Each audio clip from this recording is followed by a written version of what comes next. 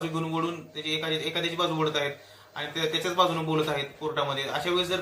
तुम्हाला वाटत असेल तरी देखील तुम्ही त्यांच्यावरती केस करू शकत नाही. फक्त तुम्ही काय करू शकता, त्यासाठी तुम्ही ट्रान्सफर ऍप्लिकेशन सुद्धा दाखल करू शकता. मला ह्या साहेबांकडे केस चालवायची नाही, मला दुसरे साहेब बदलून द्या म्हणून वरच्या साहेबांकडे तुम्ही अर्ज दाखल करून तुम्ही कोर्ट बदलून घेऊ शकता. पण मग केस कधी करता येते, तर ज्यावेळेस एखाद्या साहेबांचं वर्तणूक ही चुकीची असते, जसे की समजा त्यांनी कोर्टामध्ये एखाद्या व्यक्तीला शिवीगाळ करणे किंवा एका चुकीचं गैरवर्तणूक जे आपल्या काय भारतीय कायद्यामध्ये गुन्हा असेल असं काहीतरी कृत्य करणं किंवा अशी काही गोष्टी जसं की बॅड और इरिस्पॉन्सिबल मॅनर मध्ये जर त्यांनी वागत असतील किंवा त्यांची जी बॉडी लँग्वेज आहे ही चुकीच्या पद्धतीची असेल, अशा वेळी आपण त्यांच्यावरती किंवा त्यांच्यावर कंप्लेंट दाखल करू शकतो आणि त्या कंप्लेंटवर त्यांची चौकशी होऊन त्याच्यावरती